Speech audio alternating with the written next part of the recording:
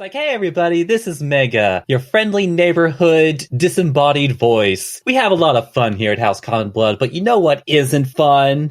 Technical difficulties. Mega was having connection issues, so that means Mega had to keep a file off to the side in order to correct the first issue. But you know what's even funnier? When you're recording with the wrong microphone. And that just turned my whole audio file to shit. Flush noises. So if you're a little bit disappointed by my beautiful voice that you normally get to listen to, I am so sorry. Please forgive me, Onegai Senpai.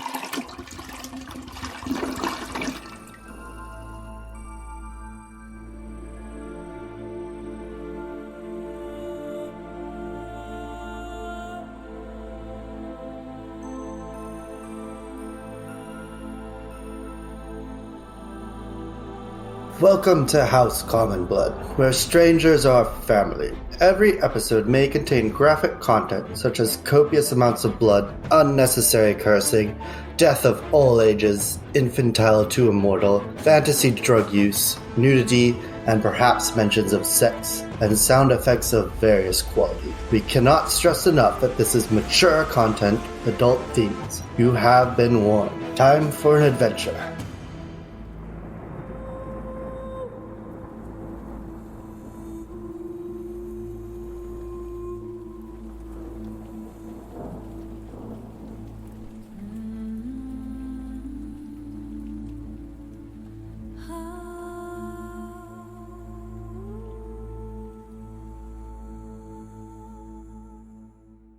I am Gwyn Koth. I am your captain. You are all here because you are Hangmen. Dude, Atticus, I think you need to take a nap.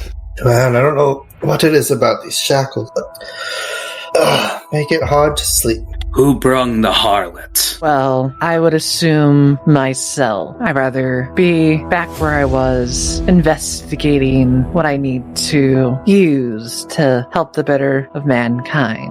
The dog is smart enough to know when she's called on. It just spits right on you. At least a dog can think, unlike yourself. Find out what happened to the traveling soldiers on the Shamrock roads. Open up the supply route and eliminate any threat to the Giuliano government. You have 1 month to do so. I'm gonna fiddle with rope. Mm-hmm. How are we going to do this? I feel like we each kind of can talk to a different group of people. I feel it'd be better to work together than just wanting to slay me right about.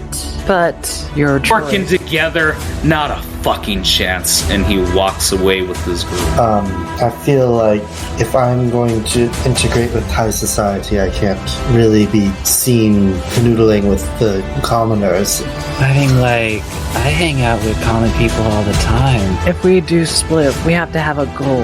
And I think the goal is to collect as much info about the region around us.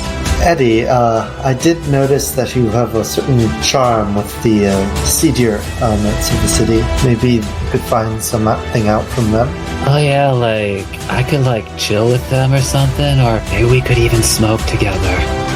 I will try to appease the people, like the slaves and the commoners. I am going to follow Aluya. I'm going to find the higher society and kind of use my family's name to integrate myself. I think Eddie's just going to like get more information from people in the red district. There weren't like any guards anywhere. What's up with that? You know what? Pulls out the baggie, like that you gave him. Mind fuck. Man, this guy's so chill. Wonder if he wants to cuddle. But I think Eddie would just have like a dopey smile and I got time. I'll approach someone. Blink once if you need help, and blink twice if you would like us to move on. If something were to go down, Right, you run that way. trust me enough to escape with me. As you come through the alley to the sandlot, all you hear is the final snap of a foot on neck. Welcome to House Common Blood. I'm with John. It's not my name. I'm gonna kick your ass. I'm with Atticus. Hi, I'm JD. I play Atticus, who is a human-adjacent sniper. Okay. And I'm also with Aluya. There. Aluya here, human player sorcerer. Alright. And I'm also here with Eddie. Hello, I am Mega, and I play Eddie Hayes, the Otter Boy Triton. Just to clarify before I forget, there are two Eddies. One regular Eddie and one Echo Knight Eddie. So I keep forgetting to fucking say that. I was listening to the last recording and I was like, fuck, I never really elaborated that there's two fucking Eddies. It's just me Well, that's repeating just it. it. That's just knowledge that everybody just has to accept in their due time, whether it's episode 1 or episode 50. Alright, then I also have I Seer just here. learned it now. I'm with Seer as well. Hello, I am playing Seer, a Vire Genasi alchemist. Alright, and I'm Gray, your DM. Last time on our session, our boys and girls are hangmen for Juliana government being sent out on a dangerous mission to investigate missing soldiers in the medieval LA version of the Shayam. And going through this town, a lot of spooky stuff happened, a lot of drugs were taken, a lot of bad decisions were made, and we're going to see how they're going to play out. I guess to start off with, I want to start off with Seer and Aluya. Both of you decided to rescue this child and run away in two directions. I want to know, where did you go? I'm thinking. I'm going to the red district because that's where I know Eddie is. I don't really know where Atticus went, or was paying attention to where Atticus. Okay, going around to where Eddie was. All right. What about you, Boom? I think that Seer, knowing how the direction of what Louis is going to go to the group, she actually wouldn't head there first because she is currently being pursued. So either A, she will go into a direction full of people, or B, she will run to the graveyard. Okay. I just need to know which one would be better for her. That's for you to decide. Do you want to run into a group of people, or do you want to go to the spooky-ass graveyard? I think I'm going to run to the spooky-ass graveyard. Okay. I like that. All right. So let's focus on Aluya just for a second. So are you trying to find Eddie in the red district? Yes. Okay. Mega, would you even say it's hard to find your character? I can't really think of a situation where Eddie would make it difficult for himself to be found. All right. It's like, if anything, you depending on what he smoked at the time, you might be able to smell him. Yeah, and I assume, Aluya, you've known Eddie for a hot second now, a few weeks, you know his personality. Would you assume he went to a hookah shop or at least some kind of drug den? For sure. Alright, so yes, you go in there, and I need to ask Eddie this. Eddie, considering the fact you did drugs, you're in sync with other people, you're cuddling at the moment, would you say that Eddie is perhaps happy, feeling a bit of joy? So yeah, I would say so. Just at the very least, the right kind of mellow. Yeah, very least, right kind of mellow. You're having some vibes, you're feeling pretty happy. Maybe a charisma saving throw. And tell me if you get 16 or higher. Alright, that's feeling pretty good. I kind of want to imagine, we see the scene, Shades of Red. We see, the guy and the pregnant woman laying on a couch, and both of them are on Eddie. All of them, snuggling. And as you're enjoying yourself, having a good time, maybe, smoking your vape pen, we see, a shadow, maybe tendrils of shadows, wrapping around your ankle. And the smoke covers it, and we see the eyes of Eddie, yellow gleaming eyes within the smoke that scares the tendrils back to the shadows where they belong. Aluya, how would you say you enter the room, checking all of these doors? I'm the host. Yeah, you fucking slamming these open? And just... Eddie? No. I said... Eddie? No. Eddie? Where are you? And eventually she finds the right one. Eddie, what is your reaction when she finally opens your door? I do not look good. I do look bloody. Okay, it's just as you slam open the door, looks up oh, come on, you're letting all the good stuff out. I apologize, but this is not the time. I need your help. We need to find Atticus, and I need to find Seer. He is in danger. Oh, dude, that sucks. For sure. Yeah, look at me and look at this kid. Well, he can't can't see you, but you can see him. Yeah, and he's still crying in your arms. Please, we must go. Alright. Just kind of like looking down at the two on. It's just like, sorry, my dudes, but like, I gotta go elsewhere. You can still vibe. Yeah, and, like, they would nod, and, like, the drug dealer just, like, gives you, like, a complicated fist bump, and, he says, look, man, don't be a stranger and all that, man, like, just try to be around. I would love for you to be there when my baby boy is, I am so born. sorry. I know you guys bonded, but, we need to leave. We got to go.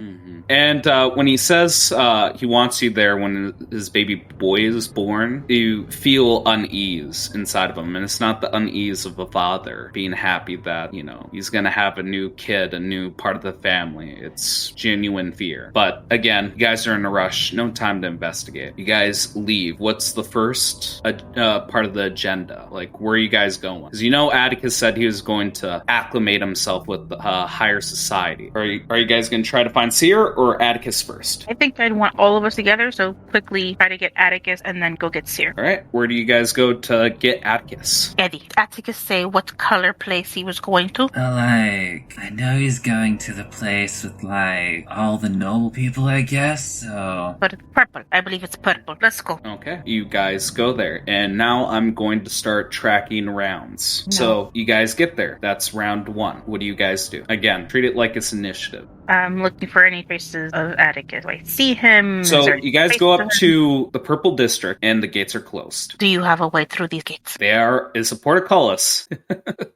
Hello? Yeah. Did somebody come through here? All right. You spoke for your round. You still have other actions. Mega, what do you do? You know what? While you're doing that, I'm just gonna, like, go find Atticus. Mm-hmm. And with that, just, like, Eddie crosses through well, I forget, is it like a set of bars or more just like a wall? Yeah, set of bars. Okay. Yes. Yeah, then Eddie, passes through the bars, and in a blink of an eye, Eddie becomes like a puff of smoke as he just swaps places with Eddie on the other side. Mm-hmm. All right, you do that. Aluya, how do you plan to get past this? Stated that I would have left the child at the red district. I know it's like a druggy den, but my God. At least he's not gonna get murdered. Okay, you left the child with the drug dealer. I got you. Because what's the better alternative? Me dragging him through the entire place? Yo, man, it's good to see you. Oh. I was thinking more like, well, damn, another mouth to feed. Can you do any tricks? +1? No. Very good. Need an orphan kill count. +1. Well, it should be +2 now. No, I just meant another one was added to it. Wait, it's 3 because there were 2 in the well, but... Yeah, there you go. But yes, how does Aaliyah plan to get past these bars? How tall are they? So it's a 30-foot gate. The wall's 45 feet up. Any vines or anything? Moss? Yes, I can say that there's vines and moss that you could possibly climb. Can I try to climb the vine, please? Yep, it would take about, unless you're dropping up. Okay, so unless you are falling after you reach the top, I believe it would take about 4 round actions, if that sounds about right. I can use 10 feet with my my thing. With your thing? What's your thing? Thing. What's your thing? Sorry. Can't believe it. Not even reading your character. Not even looking at it. Oh. Yeah, perfect. Because, can you dash when doing those kind of movements? Like, can you do, like, dash while climbing? People can dash while climbing. Okay, so you'd get regular movement then. Yeah, I'm gonna climb up, and then when I descend down, I'm gonna use my tempestuous magic to kind of hover and then just kind of drop nicely down. So by the count of that'd be about 2 rounds if you were to dash. Does that sound about right? Because you go 30 feet up on a 45. Yep, 20. 20? Yep, 20. Oh, you go 20 feet up? Because my walking speed is reduced. Okay. I only have 20 up. Is that how it works? I thought you had 30 feet of movement and then it was half. No, my walking speed is 20. Shit. I'm a turtle. Fuck. Oh, just keeping it real. Okay, never mind. It's exactly what I said before. So it's 2. It takes 2 rounds to get to top, and you jump down and use your Tempest magic. Mm-hmm. Okay, so by that count, you'd be on your third round. Is Eddie waiting for her, or is he gonna try to find Atticus? He's doing exactly as he said. He's just gonna go find Atticus while she figures that out. Okay. But, it's not hard to find Eddie himself, so he feels like even when he's looking for somebody at Eddie pace, she can find him. Okay, so this is what I'm gonna say. Nita, just remember you are currently on your third round with an action. Mega, you're on your second round. And this time I'm gonna have you do would be a best check for searching for somebody. Depends on how you're doing it. I'm gonna say probably survival, maybe? Sounds about right. Tracking somebody down. Well, it's because it could be... Make me... Because survival's kind of like... Yeah. Survival's kind of like looking around for traces of somebody, whereas investigation is asking for people, and perception is just looking around, Yeah, give me an investigation check. And we're gonna say the DC is probably 15. Keep it 15. This is for myself or Eddie? This is for Eddie. Okay. What'd you get? He gets an 18. 18. You know where Atticus is. It's going to take you another round to get over there. So you're going from your second to your third round. Aluya, you can follow suit. You're just going to be one round behind Eddie. And Eddie, dashing there with your Echo Knight, but you don't actually run. You just use your Echo Knight. Yeah, that's just just what happens. Yes. Eddie is going faster, but then turns around Eddie's walking at normal pace and just keeps just boarding him forward.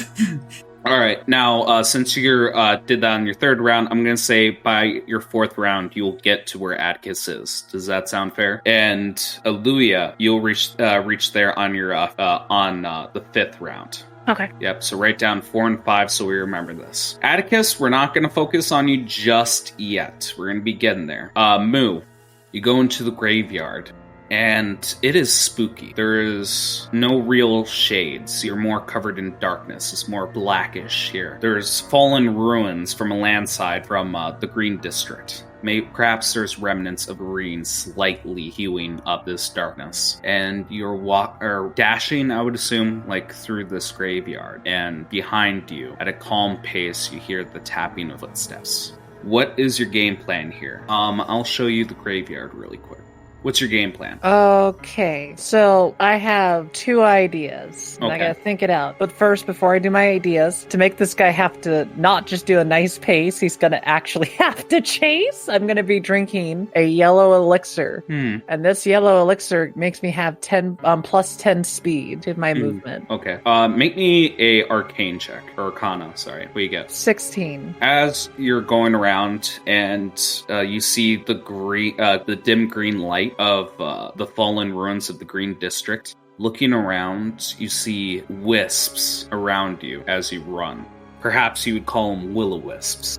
Okay, that actually might be a little bit helpful, just because, out of curiosity, would Seer know the nature of will-o-wisps? Define nature.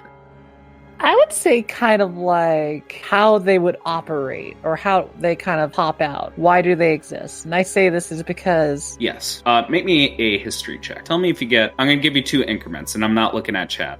I'm going to say 17 for base knowledge and perhaps 20 for these specific ones. What do you get? I got a 7. Oh, you got a 7. I rolled a 2. All you know is that they're apparitions, that they're undead. It's all you know about them. But again, imagine orbs of light, green, from the lights of the fallen district in this graveyard. Probably red clay clings to your shoes as you run. Now, what's your game plan here? That's the thing I was going to think about. Mainly, the advantage of being a will-o-wisp, being in the area, is that I could possibly lead this strange fellow into some of them so that he'll be distracted. Yes. Because I have a movement speed of 40 now since I drank that yellow potion, an icky yellow. Okay. And... more importantly, if she's familiar with kind of their apparitions and stuff like that, she knows that they are pretty fast. So in her case, she could do 2 routes. But I might have to decide on which route I want to do. Is either A, make it so that I find a high location, so location with a high ground, and fly up or get up to the top so that the guy can't reach me while the will-o-the-wisps focus on them. Or B, if that doesn't work, I have to pretend to be a corpse with my hat of disguise. Be a good time to know feign death. It would be nice to know feign death. Yeah, it would be. But that's why if there's an open spot, I could jump in and kind of just poof poof, look like a desecrated corpse. Okay, so what's the first plan you're going to be going off? Let's just get this show on the road. I want to try to make him get slowed down by the wisps so that I get a chance to find a spot that would be safe to hide above. And if not, then the corpse idea. Okay, and how do you plan to do this with the will-o-wisps? You're just leading him into them? Leading them into, basically leading him into a few. So, like, if I start to see a speckle, I would kind of, like, start weaving towards them. Not, like, engaging with them immediately, but basically, like, putting him closer and closer to each one that I had to run past to. Yes, and as you do that, make me a perception check. I'm great at those. Nat 1. Nat 1. He stops, and then he continues walking. I'm not slowing down. He stopped. Yeah, you got a little bit of advantage on him. So, where do you plan to hide? Is there a mausoleum, or is there something that is relatively high? A mausoleum? Yes, there is. It's just not shown on the map. Would you like a mausoleum? Yes, I would like to find one, because if there's a few, I could always try to jump above them. I have a way of doing it. And then I would lay down flat so that if he's trying to track me, he would have to be able to like, it'd be really hard for someone to see you if you're laying down on a roof. All right. Let me change up the map a little bit to reflect the mausoleum. And I want you to make a stealth check. I'm also great at those. What do you get? 17. Or is it, do you have heavy armor? No, I should. Oh, wait, no, I do. Wait. Oh, yeah, I have scale mail. I forgot. I was hoping I got breastplate. I forgot does about give disadvantage. Yeah, I have a 12. Okay. I forgot. So here is what I'm going to say is... You're not making a stealth check against him. You're making a stealth check against the will-o-wisps. Or will-o-wisps. Fucking Christ. I can't speak. Where does perception derive from? It was wisdom. Yeah, wisdom. Thank you. Alright. Give me a second to adjust the map. Then you can put yourself on it. I don't believe I see a grid on here. Nope. Okay. There we go. Okay, put yourself on the map, and we're going to do contested roll. Nope, not even with that. You hide. Describe, like, Seer doing this for me, please. So, here's what happened. Since Seer got that little head start after he stopped for a moment, and she just keeps bolting, and I'll show it with this character thing. So, she's going to be running towards the mausoleum, turn a corner, and as a bonus action, chug down another vial. It is of goose white color, and then she will begin to fly. Okay. It's slow flying, but hiding behind the mausoleum gives her a chance to, like, before he reaches there, get up there before he sees her. You go up on top of the mausoleum, you lay flat, and you see the ebony man walking. What do you mean you lost her? How did you lose her? Find her! I want my toy.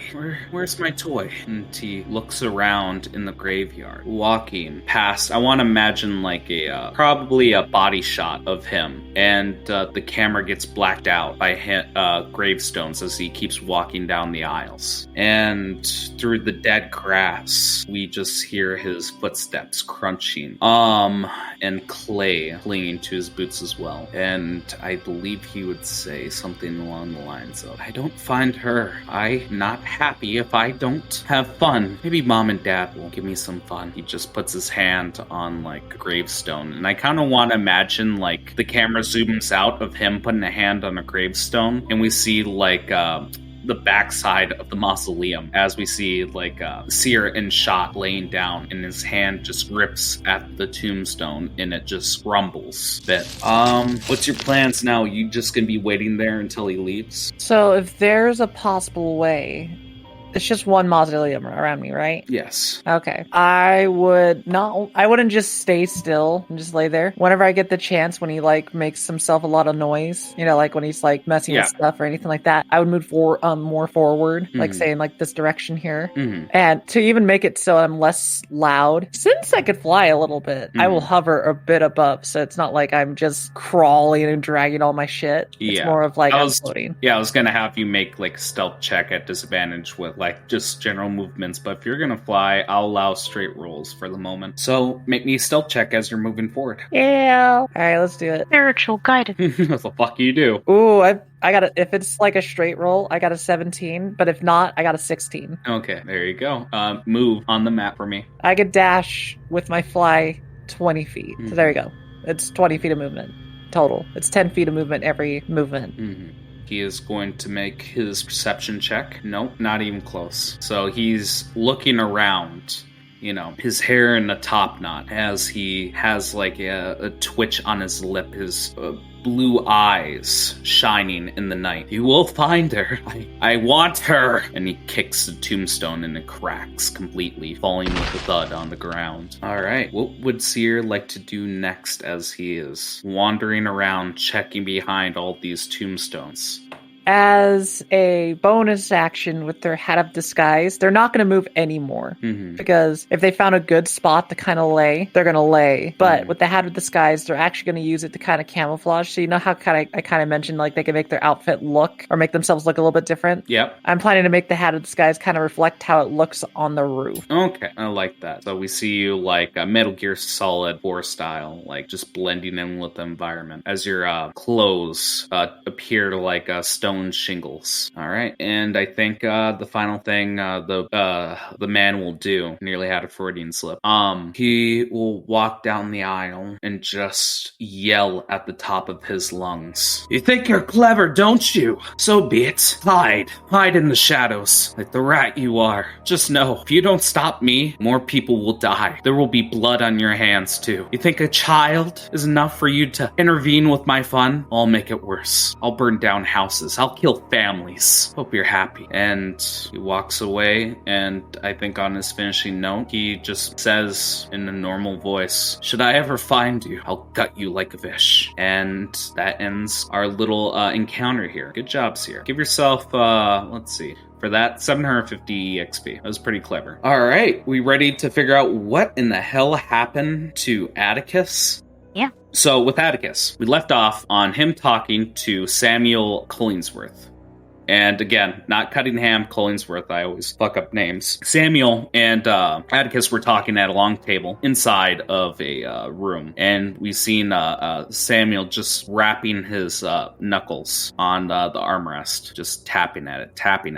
And unfortunately, two and two didn't click together for Atticus as he was signaling for help. We left off on two silhouettes entering the room. Now let's have a swivel on that. We started from their backside as a silhouette entering the room. We see the camera pivot to their front. And Atticus, what you see is fairly disturbing, but you're distracted as you feel rain. You felt a drop, a little pitter patter. One lands on your nose, and it's just goo-like. Put your fingers on, like, wiping it off and, pinching it between your index and your thumb and stretching it out. You see like a purple slime. Looking around the room, everything is starting to melt lightly, losing its texture and becoming more gelatin-like. Looking at the door, you see elven servants with melted mouths and purple skin as they enter in with a groan of pain, hobbling in. We see the ceiling as this melting drip becomes more of a storm as down the table you hear a thud. Imagine like a child being born for the first time. You see like that fluid around them curled up in a fetal position. The creature slams on the table and it begins to rise, and it's skeleton-like in appearance. Unlike the servants, like you see its full skeleton, but just purple slime making up its structure. And it makes only one, I would say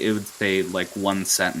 Atticus Billingsley. Atticus. And more slime begins to drop on the ground as this unfolds. Let me show you the map really quick. Let me show you what you're in for. Oh, you're at the end of the table next to the stove. Sorry, I forgot to put your character on there. Thank you.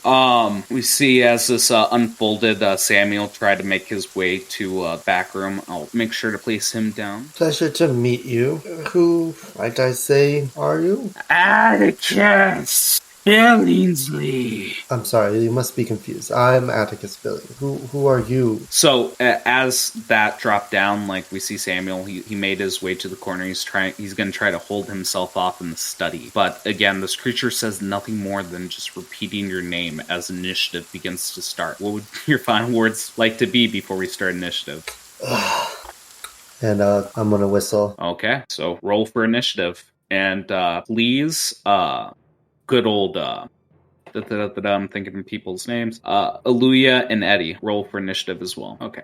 The thing behind me, is that a fireplace? Yes, it is. Is it a big one? Yes, it is. Okay. Just to make things slightly less bullshit for you, I'm going to separate initiative between like all this slime, between red, blue, and green. The red are the slimes, or the red group is the purple slimes that are in front of the study. The blue slimes are a majority of the slimes in the room. The green group of slimes is outside in the hallway. Keep in mind, it is all the color purple for the slime color, but I'm going to be referring to each group as red, blue, and green.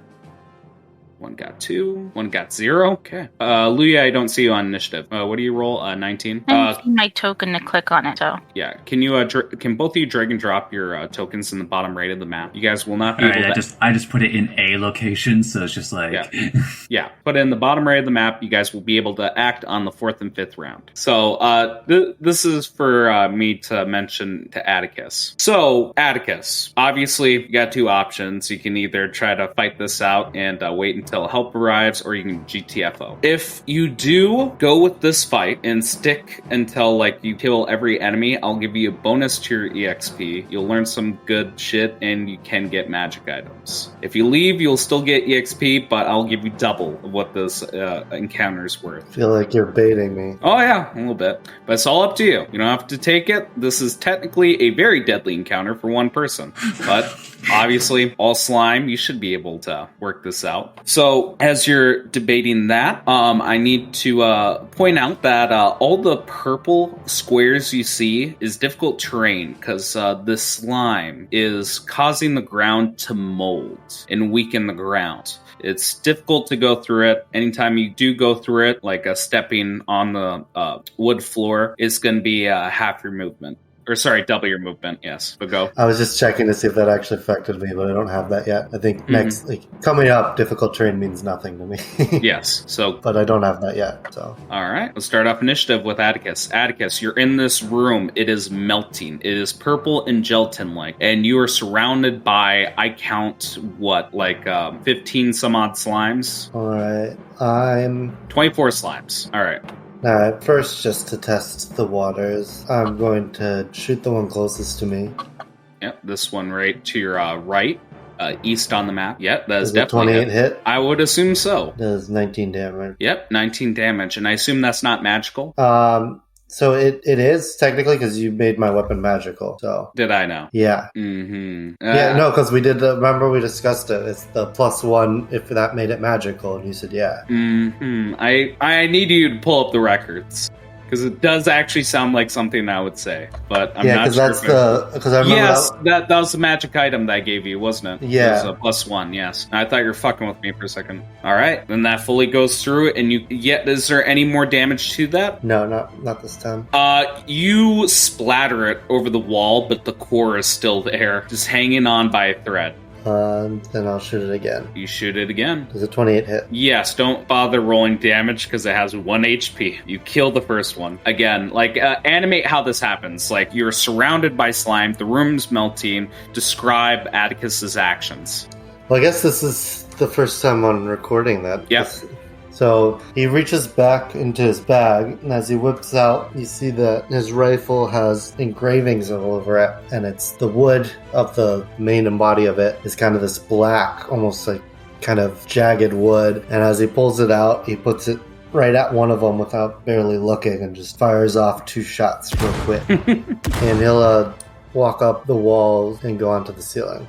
All right, and you hear the noble just saying, "Get him! Get him!" And just to keep in mind, the walls are about, I would say, not sure if I want to go 10 or 15. I feel like 15 is a better number for a noble's height in the room. So you're 15 up, and you said on the ceiling? Yeah. Okay, now I gotta have, now this is gonna be fucking using his health.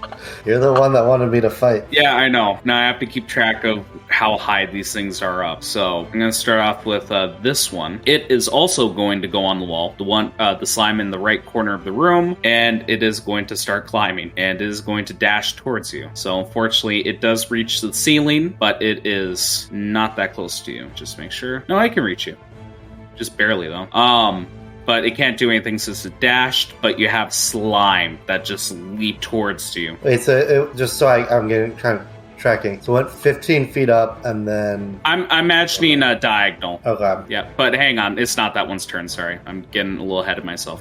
We should do the ones in the corner. The ones in the corner do not move, but you see like this guy just trying to weave a path into the slime and through them. But unfortunately, yeah, have just enough to get behind. The red slime that blocked the study stay there. And you hear the noble just say, "Get him! Get him!" And this slime is next. The one that fell on the table, fully formed in the form of a skeleton. It is going to dash towards you. It dashes across the table and leaves a trail of slime. Oh, there we go. Table is now full of slime.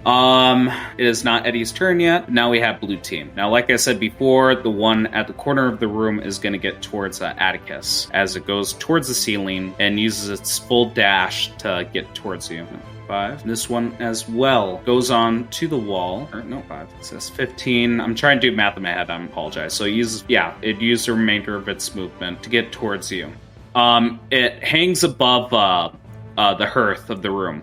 And Atticus, as you see this thing going across with your passive perception, you see that it is doing its best to avoid the fire, like it's scared of it. Next, we have the other little slimes trying to maybe go beneath you. Yeah. And the rest of the blue crew in here just tries to go towards Atticus. We see that all the purple slime are just tracking a bunch of muck around as they go along. And then I think we have the red or the green. Yeah, you see just below you, just a pit of purple slime just trying to get at you. And the room is just filled with this shit. The green crew does not move forward, but all the blue slime are trying to get at you. It is now your turn again, Atticus, as round 1 ends. Alright, from his whistle earlier, you can see that kind of there's like a weird pit kind of appears, but like it doesn't quite seem like it's there, but it's there, and out of it scampers, dripping with acid, Juliet. Alright, and it's dripping with acid? Yes. Okay, alright. So tell me about your turn. So Juliet summoned, and she's going to... So Atticus is going to run across this way. Run across the what? Oh, run across the ceiling. All right. There. Are you going to take 2 attacks of opportunity then? Yeah. All right. I believe neither of those hit. Yep. 11 and 9. All right. And then I will command Juliet to attack, to fly up at this one. Mm-hmm. Okay. It flies up towards the ceiling. So 10 hit. 10 does hit. Tell me the damage and its type. So 5 piercing. Magical? No. Okay. Any other bonus and damage? 4 acid. Does absolutely nothing. I figured as much. Hmm. So yeah, like I feel like it looks like Juliet, the dragon companion, the small drake. It looks like she's eating taffy, like purple taffy in her mouth, as strings web between her teeth. Anything else for your turn? Just to verify, neither of them did any damage, or the second one didn't do damage? The second one didn't do damage. Okay. The piercing looked like it was resisted. Yeah. Okay. Nope. That's all I can do right now. Okay. Okay. And you just see the noble stomping his foot, just saying, "Get him, get him, get him!" And something strange begins to happen. You see that 2 of the slimes devour the others, and they grow larger. But I'm not really worried about it, because I don't think anything. I see that. Thinking is just a state of mind.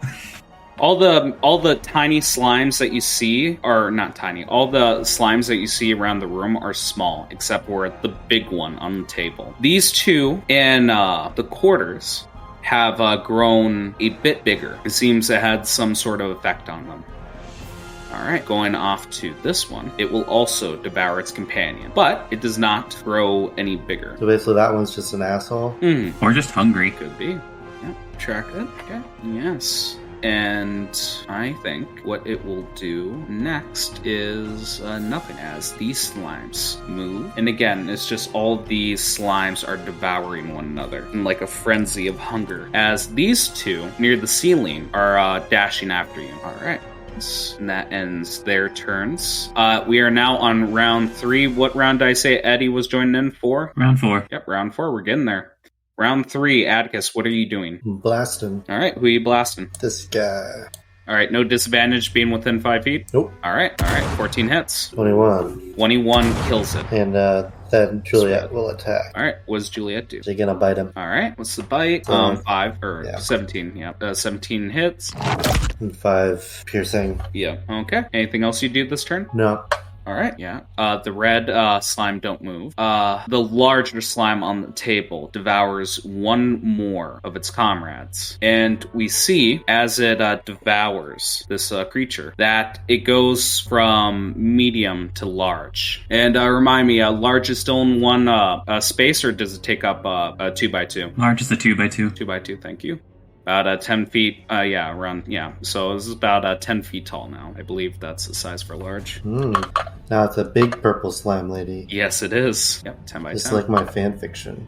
And I believe if it's a large creature that's about 10 feet tall, and you are on top of a 10-foot ceiling, I believe it has enough reach. I believe it's established it was a 15-foot ceiling. Yes, and I believe it has enough to reach you. Is that correct? What's its reach? Should be 5 feet. Well, no, because I'm not within 5 feet of it. You mind explaining your logic here, bud? Well, she's there, and now towards you. Yes. Well put, buddy. Well put. It's like she's over there and I'm over here. Exactly. The creature moves towards you, and the Devour was a bonus action, and it is going to try to hit you on the ceiling. Let's see. What does it want to do? Its ally is still there, right? Okay. It has a trait called Teamwork. It has an advantage when your target is in 5 feet of an unrestrained ally, and it is going to make an advantage on its attack against you. Does a 26 hit? No. Are you sure? I have an armor class of 16. Yes. All right. 22 bludgeoning damage as it basically, the way I want to imagine it, it still has a human-like shape, and like its right arm begins to bubble and expand as it basically does a uppercut punch towards you, and the ceiling cracks. Now, is that magical? It is not magical. I'm immune to non-magic damage. Are you now? Well, that's very great to hear. How's Atticus feeling after that? Damper trait. How's Atticus feeling after that? He's been in worse. Yes. I think it's a good time to mention that, each of these sizes have a different attack for it, if you read the slams at all. So far, we've seen a slam for a small creature, a slam for a medium creature, and this is a slam from a large creature, and it fucking hits like a truck. All right. Eddie, I don't believe is your turn yet. I believe we're still on round 3. Yep, one more round. Or one more passing of a full round. This slime is going to go to its comrade and devour it. Oh, sorry. It can't devour it. It's on the ceiling. My bad. As much as I love a dynamic environment, it always fucks with my head seeing the tokens. All right. All the slimes pass are not moving. Atticus, it's your turn. What the fuck do you do? Knowing full well that if you stay within the reach of an ally of a creature, another, creatures have advantage against you. What the hell do you do against this? I'm gonna blast the weak one. Okay. It hits. How much damage? Describe the kill with the 18 damage from your gun. So after getting slammed into the ceiling, he kind of just dusts himself off a little bit, and then just, while looking at the big one, blasts the other one. Just to send a message. And then he just levels its gun against the big one in its skeletal, weirdly erotic looking head, and pop it in the head. It's weirdly erotic. Okay, great. Yep, 27 hits. And then this, plus another 6.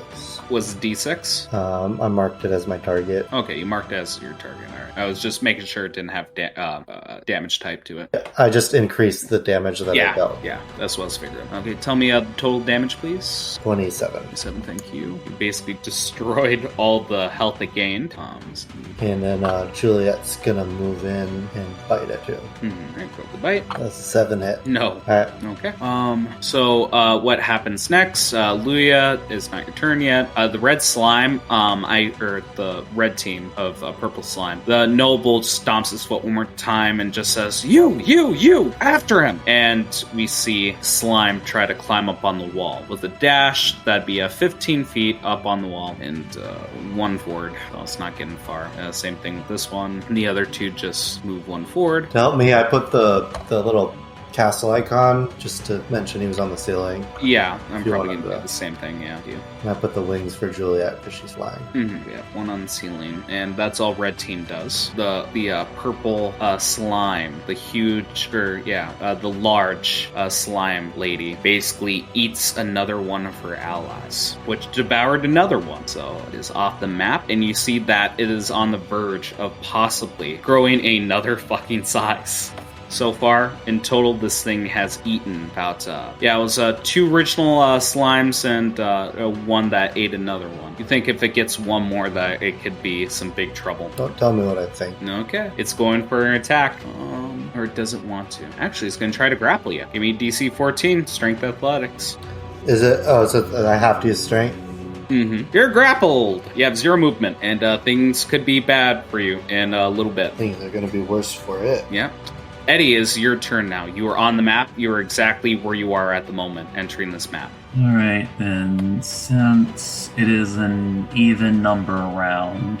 Just keep in mind, this is the doorway over here. I'm not sure if you can see me pressing or anything. Not sure why I can't press shit. Except where the green team is. That is where the doorway is. Thank you. I'm not sure why my clicker Oh, that's the front door? Okay. Yes, that's the front door. Okay. Anyways, let's see. First, I forgot. I probably should have measured this out since I knew I was going to start in round 4. But that's fine. Okay. On my sanity, I'm going to stick that there for a second. God dang it. Right, so then that means Eddie starts here because Yeah, your shadow, or your Echo Knight Eddie forming 30 feet away from you. it is the closest we get to like Eddie dashing on any given round. So that's why I was just like, okay, is this an odd number round or an even number round? In which case, Smoky Eddie. Yeah, I guess Smoky Eddie is there. Can you please animate it as you go along? Oh, sure. It's like as Smoky Eddie is like just like doing his normal thing of coming ahead and like even like pushes through like the trees into the entryway of the building that has presumably been pointed out or otherwise derived, and then just like looking back at like Eddie himself still walking, just swaps places. It's like Eddie becomes like a smoke and like and volleys over to where Smoky Eddie is. Yeah, and just then, clarify, he manifested 30 feet from you, then you pushed him, what was it, 15 or 30? How far away did you push him? Well, like on the even number rounds, he is already 30 feet away, so then Smoky Eddie goes at an additional 30 feet and then swaps. Yeah, there you go. So then regular Eddie, since he used 15 of his movement to do the teleport, walks. Can he from this angle see? Yes, and if you want to make an attack, I'll give you clear sight on the one to the left, but not the one on the right. All right, just like I imagine, just like Eddie's just like once again appears in a puff of smoke, starts just like chill walking like he usually does, and just like stops, looks down at his pen. Oh, I'm pretty sure it wore off by now, But at the very least, I think he at least recognizes something that might hurt him. So, or at least Smoky Eddie does. So he's going to fire an Eddie blast at as you said, the one to the left. And make sure to tell me damage types, please. Natural 20. Oh, that's a definite hit. Don't tell me it did the. Oh no, they're just really bad rolls. Yeah. So a total of 7 force damage and it fully goes 3 through. Bludgeoning. That does not go through. 3. It is half. counted as magical. Yeah. Okay, it is counted as magical. Then perfect. Yes. I'm sorry. Yeah, the damage is from a magical source. What was the bludgeoning again? 3. 3. Thank you. So basically a total of 10 damage. Yeah, you can see that you knocked it to half health. And blast number 2. Another nat 20. Holy fuck! Natural 20. That's so Hell of an funny. entrance. For 13 force. You killed it. Describe it. Yeah, just as Eddie is just like wondering, it's like, should I like be worried? Smoky Eddie just like peering from a distance, just starts like lobbing some smoke around it, and just like, no, in fact, it's specifically going to imitate how Atticus would do it, and actually like a Smoky Eddie has like suddenly pulled out like a smoke rifle, because 2 natural 20s gods, and just like fires 2 smoky entities at this thing, and just like, and as it like fires into a body, like the first goes through it, like goes through it, like creating a hole inside of the slime, and then the second one like goes towards it, but then expands and consumes it all around it, and just like burning the slime to ash. Hell yeah! All right, does that end your turn then? Yes, that is action and bonus action. All right, okay, which one is that? Is that Oh, and Smoky Eddie disappears. Okay. I don't believe we have any more blues, do we? Look, yeah, it looked like they all got eaten or killed.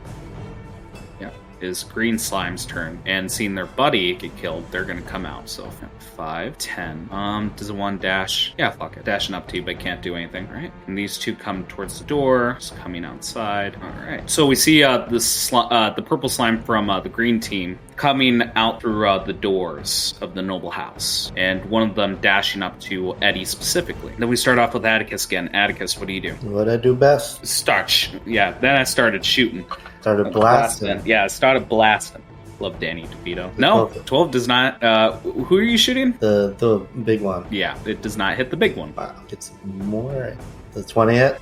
Yeah, 20 hits. So I assume you're not spending your full round action after those rolls to get out of the grapple. You're staying in it. Well, I didn't know that was an option. Well, that's typically what happens with grapples. Or is it at the end of your turn where you get... Well, it's not a typical grapple because I couldn't use acrobatics, so I didn't know what the ability was. I can't remember. Hang on. Usually to break a grapple, it requires an action. Yeah, at the very least, whenever, like, regardless of, like, the source of the grapple, unless the ability states otherwise, it's always an action to try to break out of it. Yeah, that was the same thing I'm imagining. Sorry, I should have clarified that. I will allow you to get out if you want to attempt. Although, this actually does bring up a question, Gray, because of how you've specifically written this ability. Because normally, for a grapple, you can choose to use athletics or acrobatics, but since this ability was procced specifically on an athletics, does that mean he would have to use an athletics again? Yes, he would. I'm going to still blast it. Okay, you're blasting it. Gotcha. All right, with a 20, give me the damage. 19 piercing. Plus another d6. Another 1. Okay. You're chipping away at it. Luia, it's your turn. You're entering the scene now. Whoa. Oh, I'm sorry. Go right ahead with Juliet. So now Juliet's going to push Atticus. She's going to push Atticus. Yeah. How so? She's going to fly over and just shove him out of the slime. Huh. Mega, I need your help for a second. I'm a little torn on this one. Opinions?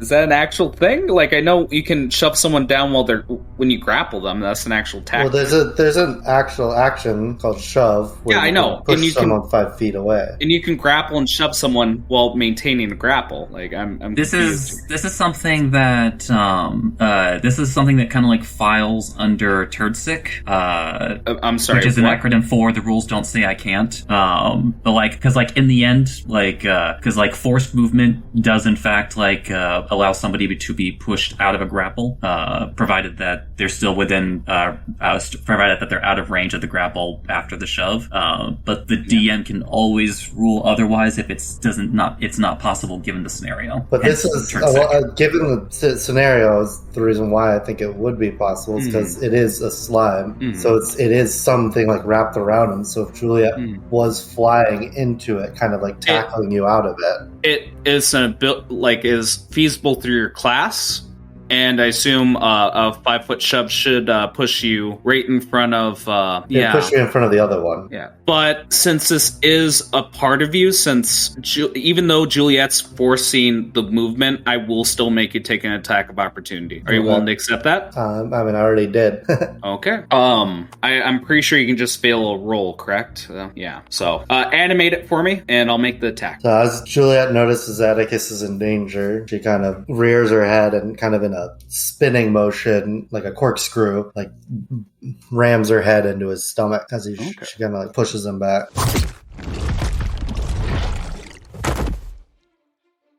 Okay, she's going to make a slam. What did I get? 21. Does 21 hit? She will re-roll that 21. Okay. Remind me about a silvery barb again. Post in chat. Yep. One reaction when creature you can see within 60 feet. Yep. Works out just fine. 24? But I gave myself advantage. All right. You gave yourself advantage. Explain, are you fucking with me? What? No, so you hit me, but part of Silvery Barbs is I give someone advantage, so I gave myself advantage. Okay, sorry, I forgot about that. He still gets that part regardless of the result of the roll. Yes. Yeah. 25 bludgeoning damage. And again, imagining that corkscrew, you get shot out. I think you're not entirely out when you got shoved, but the slam from being inside of her hand down on the ground, making like her hand splatter, is what did it. Now you're outside of her grapple. She's missing a hand. And again, you're looking at a specter of death, essentially. Imagine like a green slime woman with the skeleton visible and its skull with its empty eye sockets stare at you. It is Soldier's turn. He is going to order, since you got shoved, and I'm pretty sure you get prone when you get shoved, correct? Do you? Say that again, sorry? No, you either get knocked prone or you push it 5 feet. It's either or. Oh, it's either or. I'm sorry. Yeah, then that's fine. It doesn't matter as it would be, honestly, grappling in that respect, like the grapple mechanics would be broken if you could do both at the same time. Yeah. So both these slimes are guarding the door, come towards you, and they're going to attack. And with teamwork, they're going with advantage. Wait, so am I not on the ceiling anymore? I thought you got knocked towards the ground. Okay, then never mind. I'm sorry, that was a misunderstanding on my part. I thought you got knocked towards the ground with the shove. Again, it was me assuming that you went prone. So yes, you're still on the ceiling. What the hell are they going to do then? Well, you got one next to you. Same scenario, just with the slimes on the ceiling. So Okay, you skipped me. Oh, did I? Yeah. Oh, I'm sorry. Go right ahead, Aaliyah. I'm sorry. No, that's fine. That's just me getting a little jumbled up. What are you going to do? Being on the bottom right of the map. I'm just dashing as far as I can. That's as far as I can go. Anything you can do at the moment? No, because I used my action to... Okay, dash, yep. All right, so you're dashing along. The slimes from the red team, one of them goes towards Atticus, doesn't have dash, and they begin to attack you. What are they? Yeah, they're small. And it's both with advantage, with teamwork. Yeah, the first one just fails. Holy shit! 4 fucking rolls, a 12, 8, 9, 5. Jesus. Well, Atticus just got covered in slime. He doesn't want to be touched by more. Yeah, apparently that's how it worked. Alright, so with that out of the way, I'm gonna do something a little weird. Keep in mind, both these two that are guarding the door ate a slime respectively. So I think one's gonna eat the other. Devour. And in doing so, it goes from medium to large. It's 30. Yeah. Alright. So now you got 2 large creatures in this room.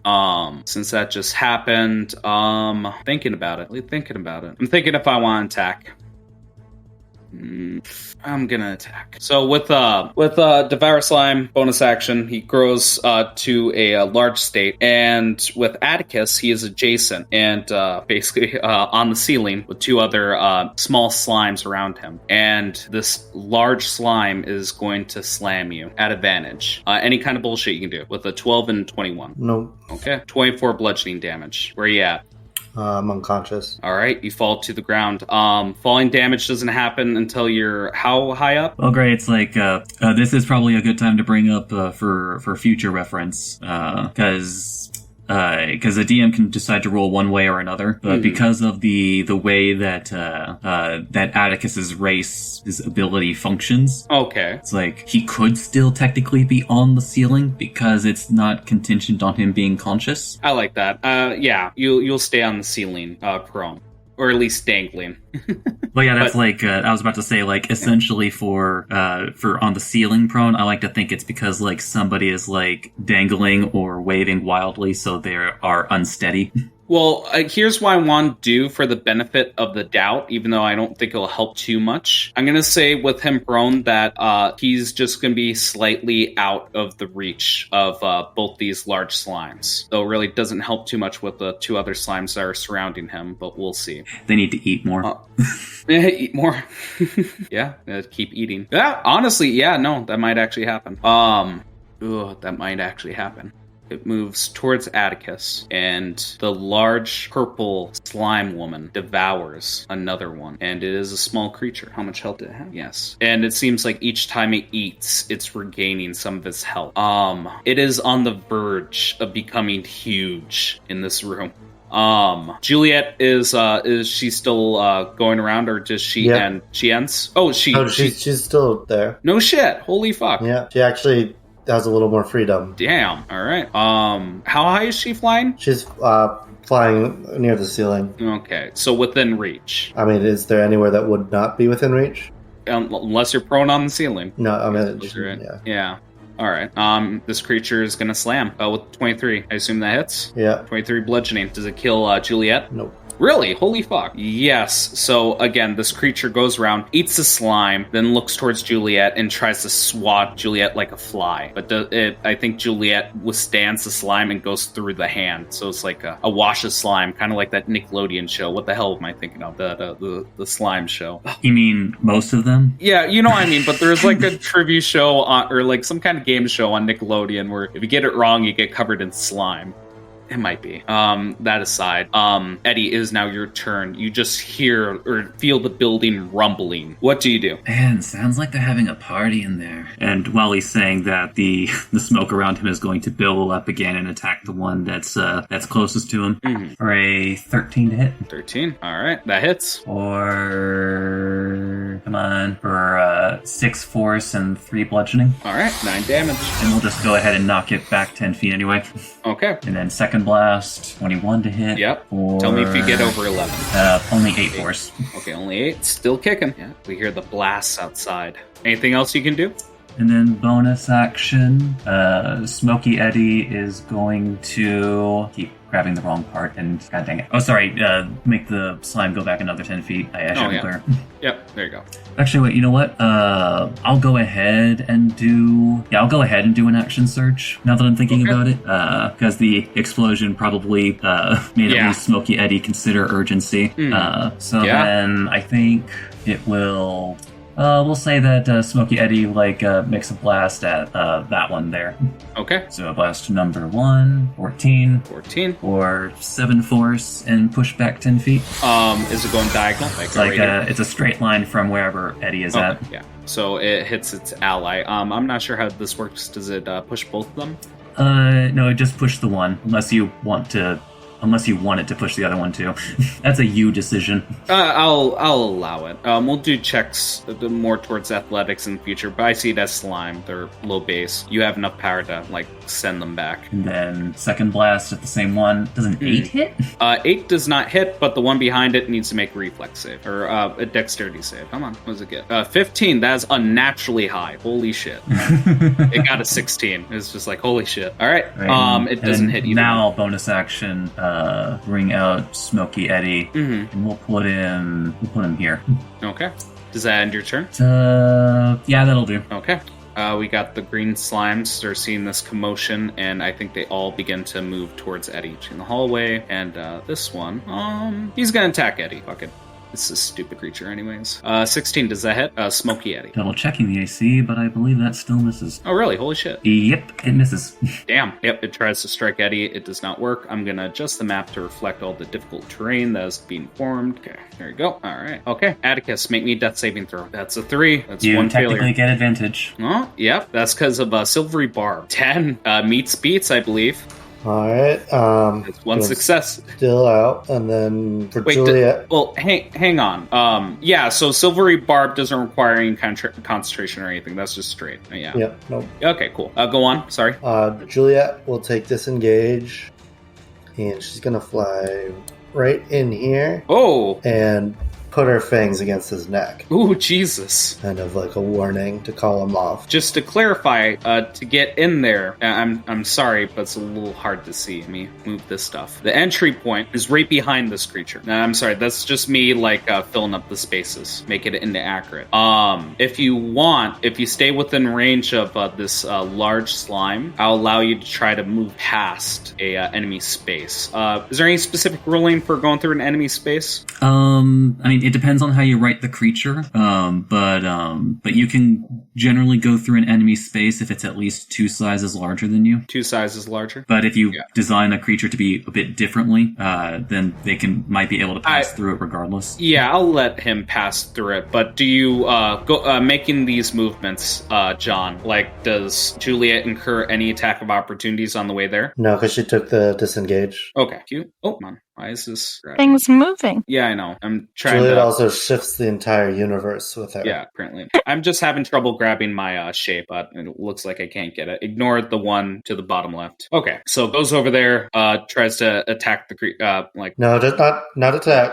She's threatening. She puts her fangs up to his neck, but not attack yet. Okay, make me an intimidation check. For me or Juliet? Juliet. I gotta look up what hers is. It would have been better with me, but oh well. Mm-hmm. And that's also plus my my proficiency bonus, it's another +3. So 16. Okay, 16. He is gonna make I don't know, willpower or charisma? It's intimidation. I'll go charisma. No, it's just a +1. No. Intimidation doesn't work. I think I'll also do an insight to see if he understands what Juliet is trying to get across. No, with 5. So although he's in immediate danger, he feels confident that the slime will be able to help him. Would you like to kill him? I would, but I don't think I can. Mm-hmm. And again, he might have good information, but that's up to you whether you want to dispose of him or not. Well, I mean, I used my action to disengage, so yeah, I can, even if I wanted to. Aluya, it is your turn. What do you do? Quick question. If I dash again, because it is a bonus action, can I use my Shield of Faith there? If it's a bonus action, yeah. Thank you. All right, Yep. So that's the wrong thing. All right, animate what Aluya's doing. She's kind of just dashing still, so 10, 15, 20, 25, 30, 35, 40, and so you see her just running up, and then she kind of sees what the situation is going on, and then you kind of see her raise her shield, then another larger shield envelops her. It's kind of translucent and very, very, very light. That salmon color. With the sigil of the albatross holding a lightning bolt on the center. Mm-hmm. Yeah, there you go. Okay. And that's it. She can't do anything. All right. This man is going to try to attack Juliet with pounding her. Attack roll and 1 damage. No, with a natural 2, he's trying to bang her on the head, but we see the reptilian eye look back at him. Just snarls. Yeah, snarls. All right. And we see the large slime come back into the room to help its master. And it should still be in range, regardless. Yeah, because attacking the noble. The slime moves back into the room and tries to attack Juliet. Oh, fuck, 14. Rolling hot had to end eventually. I assume 14 doesn't hit? Nope, not at all. It tries to slam Juliet. It does not work. I imagine it's too big for this room. So it's having trouble not hitting its leader and trying to hit her. Yeah, I think that's the trouble. Going off to the purple slime. Well, actually, no. The last, the red slime here. Oh, yeah. We forgot about important detail. What? Language proficiency and weapon proficiency. Shut the hell up. I'm sorry. The red slime is going to attack you while you're down. And is it an automatic hit or remind me? No, you still have to roll. Yeah, I still have to roll at advantage since he's prone. Okay, thank you. 23, which I assume hit. No, actually, it might not hit. Does 23 hit? I would like to say no, but I don't see why. No, you would. Why wouldn't that hit? I can't remember. I remember last time we had a boss battle that I had trouble hitting Atticus. Yeah, well, it's because I was conscious and could cast my spell of bullshittery. Yeah, I assume. With 23, don't have to do damage. That's just an automatic fail. It's 2 because technically it's a critical hit. Is it a critical hit? Correct, if you're attacking Atticus on the ground or on the ceiling. I thought I was under the impression when you attack someone who's unconscious, a critical hit counts as 2 That's the thing, though. They are unconscious. Think of it as a coup de grace. Mm-hmm. Basically, since they're unconscious, they're helpless to whatever the slime wants to do. Yeah. Whatever the slime wants to do. More specifically, what happens is that because it's counted as a critical hit, when a downed creature takes a critical hit, it counts as 2 death saving throws. But when they take a hit, like say, for example, if he took a fireball, it would only be 1 death saving throw because it wasn't an attack. Therefore, it couldn't crit. So essentially, a damage from a source that's not an attack that is 1 death saving throw, and damage from a source that is an attack becomes 2. No, hang on. Okay, yep, at advantage. Yep, automatic critical hits. Okay. Yeah, you have to reference a couple different parts of the rules that's why to get that full story. Yeah, I'm gonna have that shit pulled up, death saving throws. Just to make sure we do everything right. Purple slime woman comes towards Atticus, and it devours the slime that was attacking him.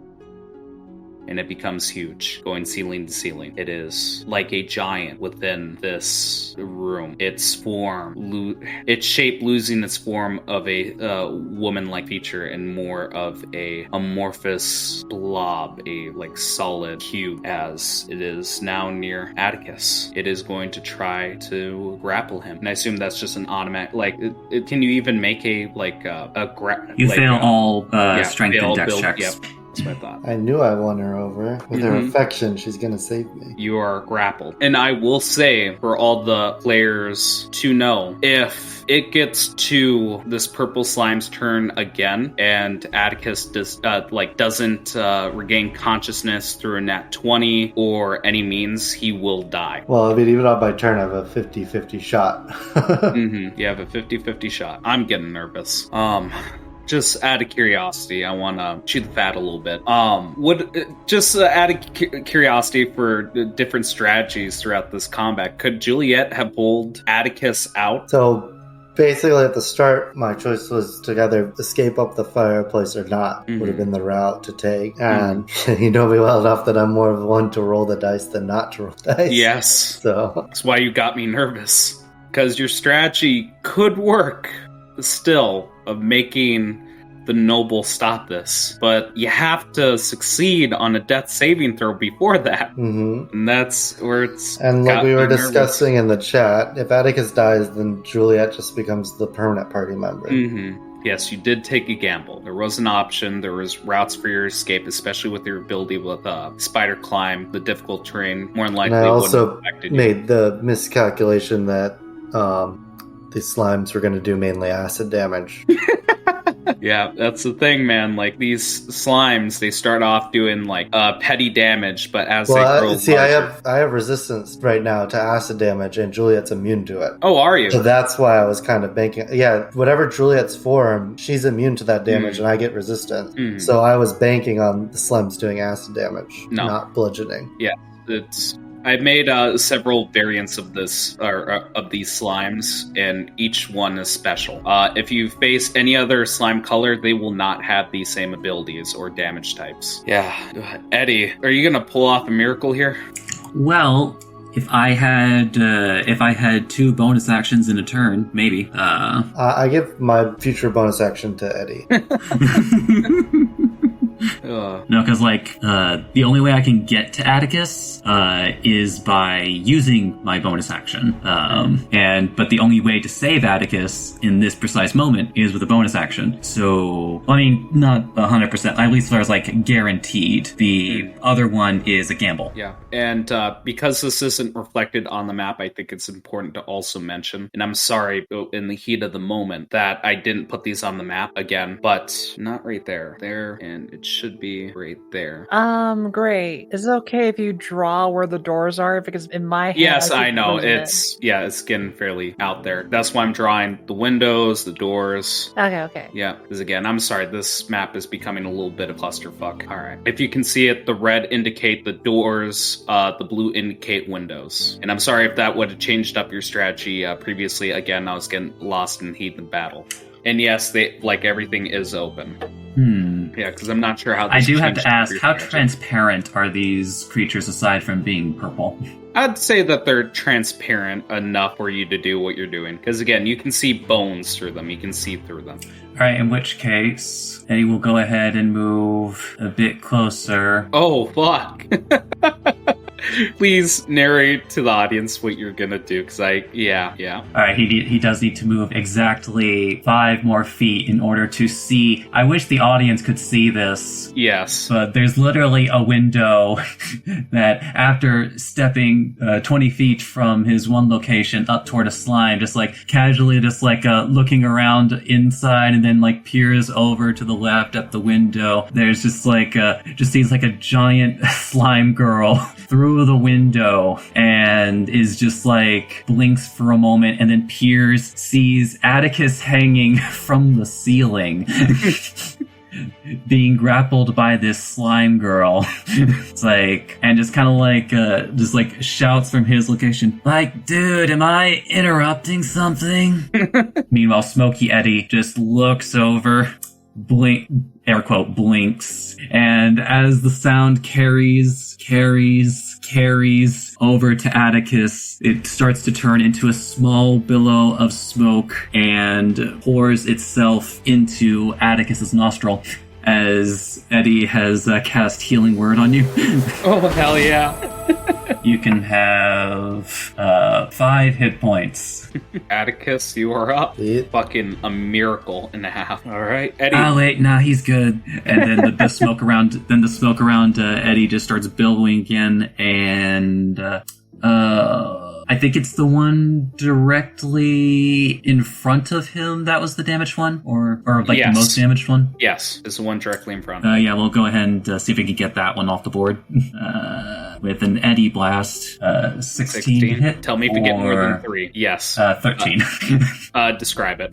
Yeah, just like, and like as Eddie just like calls over and like, you know, like the healing word does its work, it's just like look over, alright, you're still here. And then as once again does like the Eddie, the smoke around Eddie just like starts to billow and like basically just like jump to the creature right next to him and just like once again just like consume this slime to nothing but ash.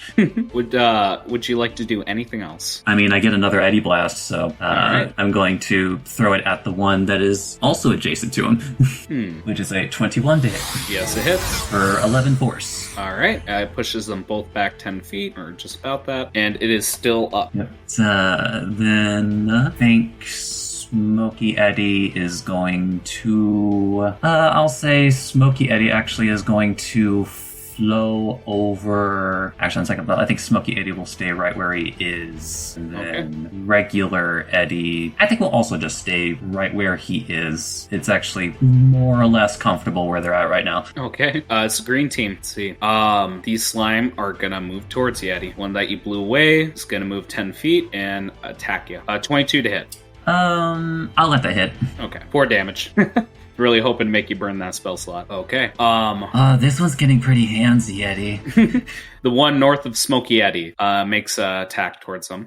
6 does not hit, which is unfortunate. Kind of fucks up my plans a bit, but another slime from inside comes outside to attack Eddie. That's an 8. Jesus fucking Christ. Here's bad rolls coming in now. And the rest of the slime move towards the door. Yep, unfortunately, none of them can really do anything. So, that ends their turn. You know what? No. Some weird shit's gonna happen now. We're gonna see slime devouring other slime. What? Yep, as these two, the one in the middle, so from north from Eddie, the one middle of them becomes medium, and the one behind that one also becomes a medium size as they begin to consume one another. All right, Atticus, it is your turn. You are grappled. It is a bad situation, buddy. Shit could go really bad if you stay in that grapple and it gets to the purple slime's turn. What was the dude's name again? His name was Samuel Collingsworth. In the most confident, given the situation, voice he can muster, Atticus is going to call it, Samuel, if you end this now, I promise there will not be repercussions. But if you don't, Juliet has not eaten her dinner today, and she is getting quite peckish. And at that, she's going to kind of snap at him a little bit. He'll say back at you before you make your intimidation check. No consequences. There will be consequences if I don't have your head. Themreth is a very, very scary man. And he looks towards Juliet and considers whether Juliet's more scary at the moment. Make your Imagine a intimidation. bit of acid drips on him, burning him. Okay. 19. He matches. Contested roll. I believe when they meet during a contested roll, it is exactly how it was previous to the contested roll, if memory serves me right. Is that correct? I think the player wins on a matching contested roll. Oh, sorry, I didn't quite hear what the question was. Yeah, on a contested roll, when both sides meet each other's rolls, the situation is exactly how it was prior to the roll. Is that correct? Essentially, it's more like defender wins in a match. Okay, yeah. So again, he is standing his ground. Does Juliet kill him? Because again, you're not certain you'll get the results you want if he dies. I know, but I'm not. I'm thinking through something. Yeah, just think this through. You may be on the right path, but things might not turn out the way you want. I mean, I'm not. Juliet's not going to kill him right now. That's not what's about to happen. Mm-hmm. Now, did that check count as my action? Just so I know. Absolutely not. That's a free action. The sad part is I have suggestions, but I can't say them. Well, I have something that might work, but this is again a big gamble. I'm gonna cast Infestation on the slime. It's grappling. Okay. This is a Constitution save. Okay, con save. Okay. 13. Damn. Reroll it.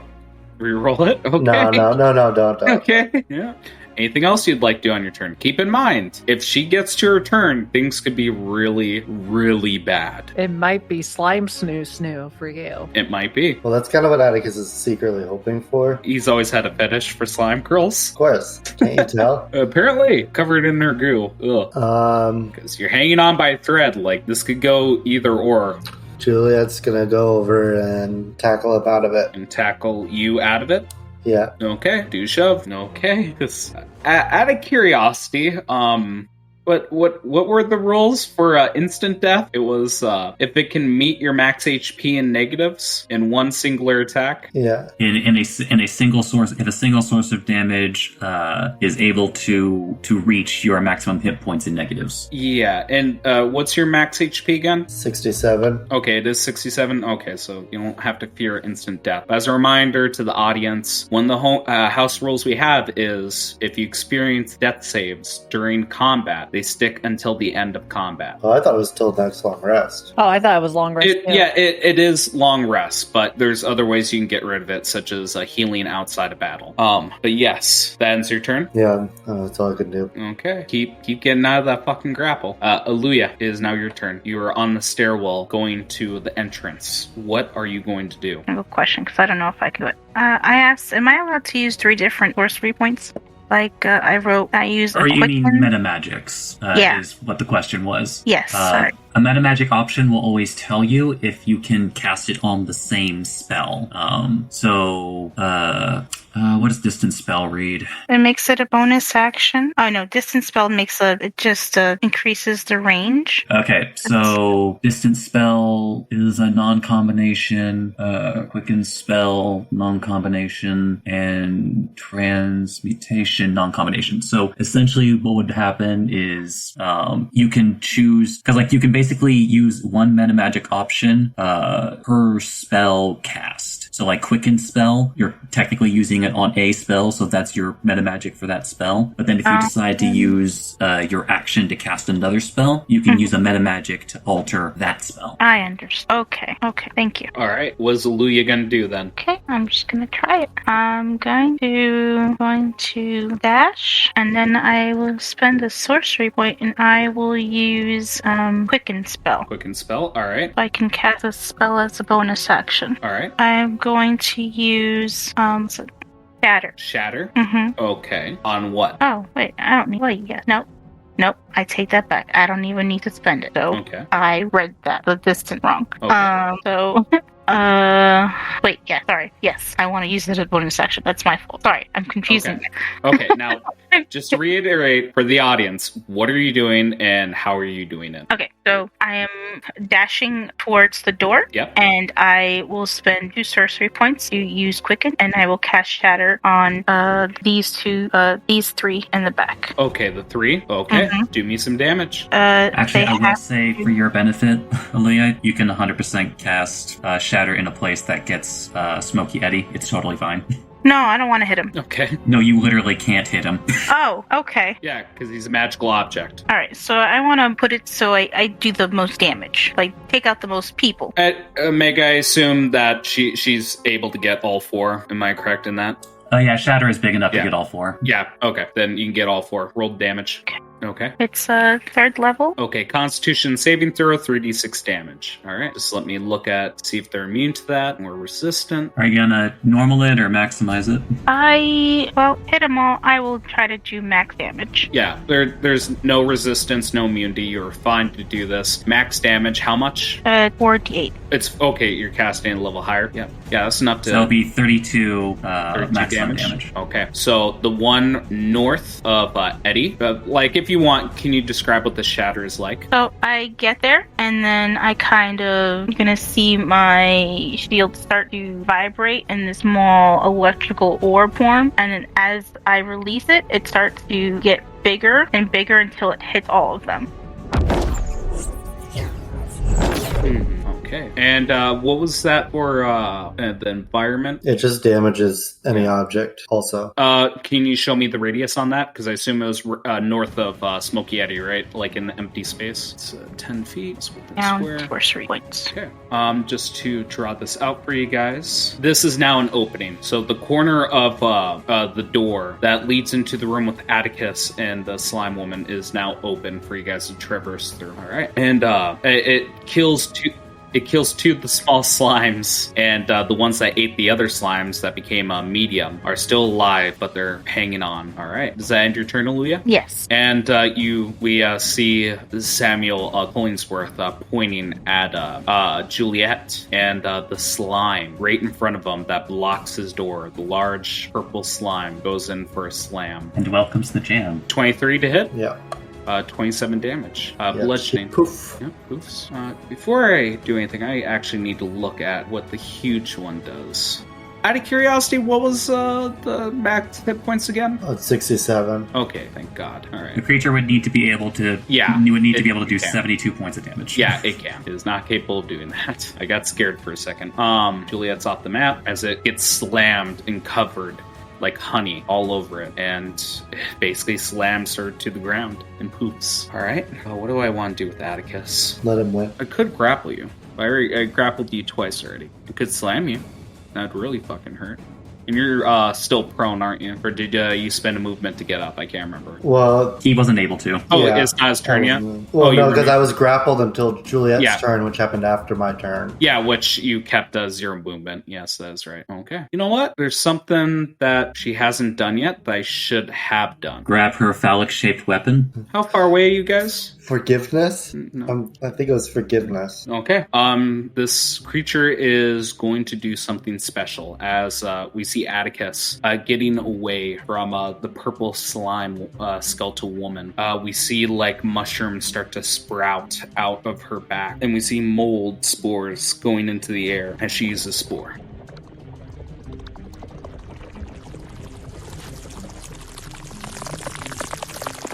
Everyone make me a intelligence saving throw, 14 or higher. I will use my inspiration if I fail. Okay. Wait, I feel like we also should check the sheet a little bit.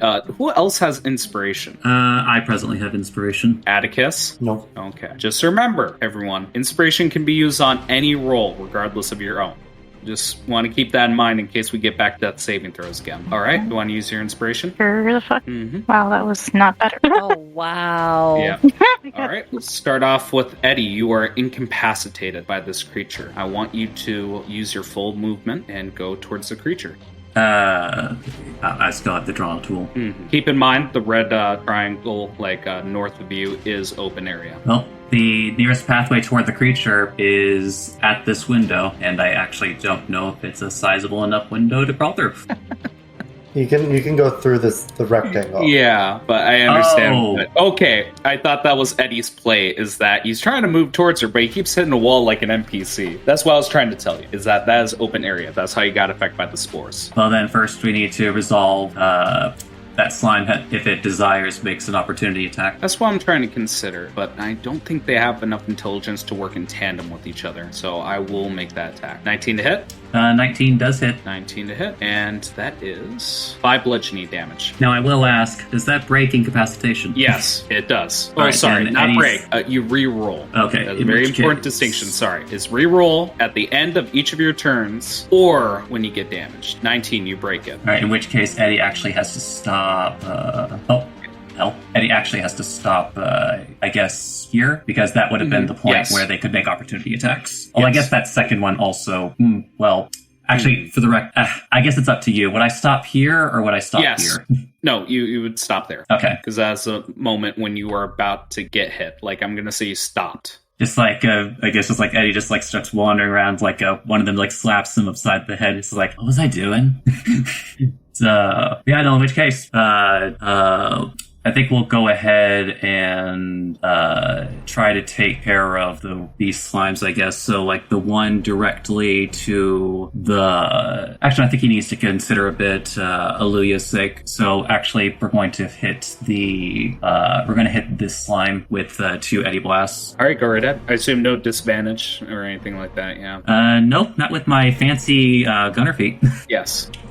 First roll was a 22 to hit. Yep. Tell me if it gets more than you. 13 force. How do you kill it? So just like Smoky Eddy just kind of like looks to the side, sees a now much bigger slime. Oh, that's a bigger fry, air quote, and just like moves the smoke around Eddy toward it, like slightly bigger as it once again just like engulfs the creature and just like burns it to ashes. Hell yeah. And then the second Eddy Blast is at the other medium one that was right behind it. For 11? 11 does kill it as well. And I assume it's the same way you killed the first one. Oh, that and a little HP. Yeah. All right, then essentially what happens is like that smoke just kind of like billows, and then like after it finishes that one, just immediately jumps to the other one and gives it the exact same treatment. Yeah, I was gonna say like that shatter did a fair amount of damage. All right, then so if you have nothing else to do, just make sure. If that used my full movement, then I think really all I'm going to do then is... well, technically it used 5 feet of your movement.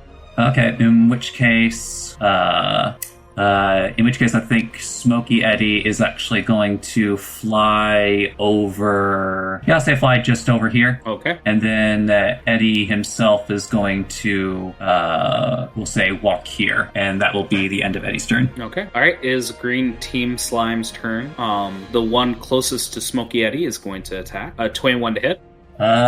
21 hits Smoky Eddy, so Smoky Eddy's gone. Yep. Dissipates Smoky Eddy. It just devours the shadow, and it seems like it actually hurt Smoky Eddy. Then the slime closest to regular Eddy is also gonna slam, and I believe that doesn't work. You have advantage on attack rolls when your target is within... Yeah, no, that doesn't work. So the one on Death's Door is gonna try to slam Eddy as well. With the 12, 12's not gonna hit. All right, it is Atticus. I'm starting to think slime isn't my thing.